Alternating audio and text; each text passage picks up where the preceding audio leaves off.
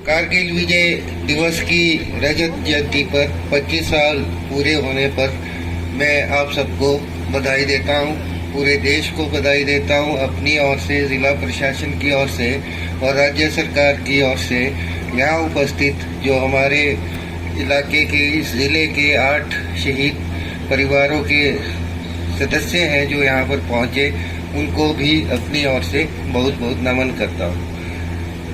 जैसा कि squadron leader साहब ने भी कहा कि 25 वर्ष बीत गए, परंतु यूँ लगता है कि ये कल की बात थी जब हमारी सशस्त्र सेनाएं एक एक इंच आगे बढ़ रही थी।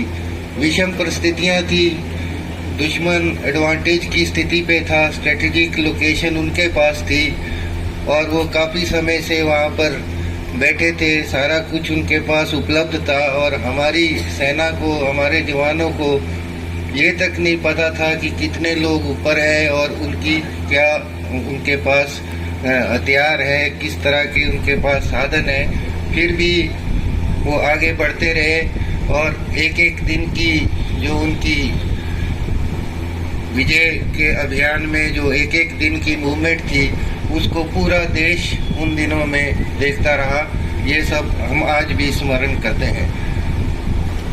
धीरे धीरे आगे बढ़कर, क्योंकि लगभग असंभव था कि उस स्थान पर, उस लोकेशन पर पहुंचना, जो हाइट पे, चाहे वो तोलोलिंग था, चाहे वो टाइगर हिल था, उस स्थान तक दुश्मन को नाको चने चपवाना, अपने शरीर की, अपनी जान की परवाह न करते हुए जिस तरह से जवानों ने आगे बढ़कर अपना तिरंगा वहाँ पर ले, उन्होंने न केवल दुश्मन को वहाँ से खदेड़ा बल्कि भविष्य के लिए भी एक चेतावनी छोड़ी कि भारतीय जवान किसी भी तरह की चुनौती का सामना करने के लिए सक्षम है, ट्रेंड है और सबसे बड़ी बात उनमें वो जज्बा है कि वो अपने खून को बहा देंगे, अपनी जान की परवाह नहीं करते हैं और अपने देश की मिट्टी पर कोई आँच नहीं आने देते। आज भी हम उस वजह से सुरक्षित महसूस करते हैं, चाहे वो युद्ध का समय हो या शांति का समय हो, पीस हो, वॉर हो।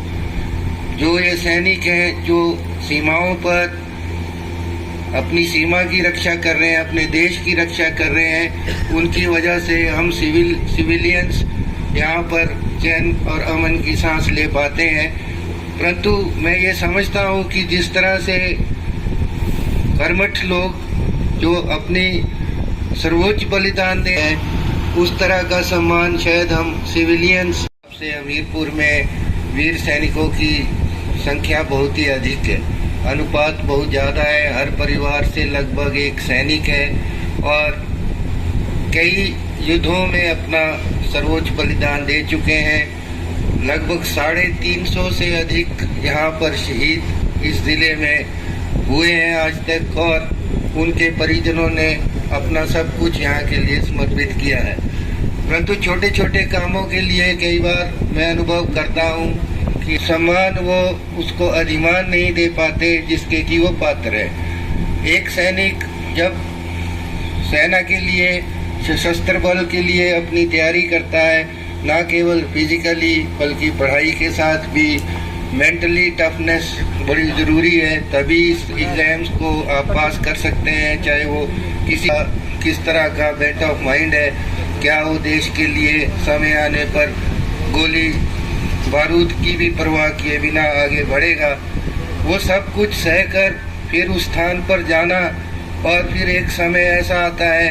हम लोग यहाँ जनरल रोज के दिनों में देखते हैं कि एक छोटी सी चोट लग जाए, एक कांटा भी चुभ जाए तो एक इंसान को कितनी तकलीफ होती है। पर जब दिख रहा है कि सामने से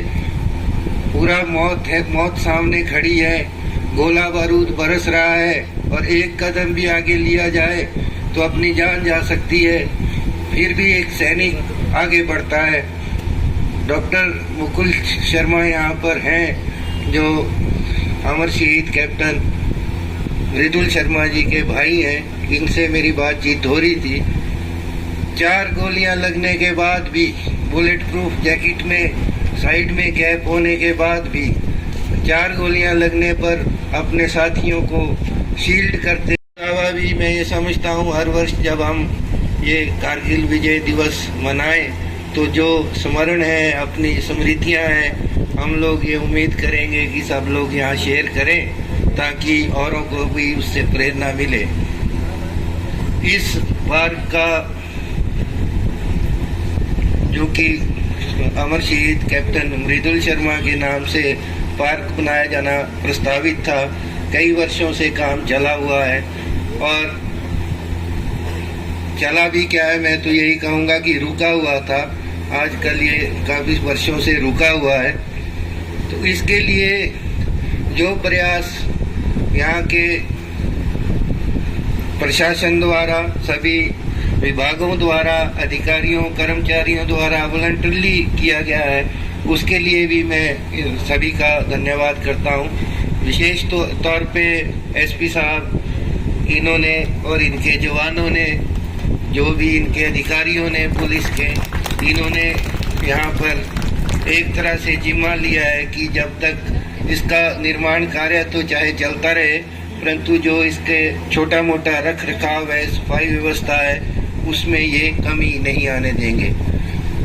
इसी के साथ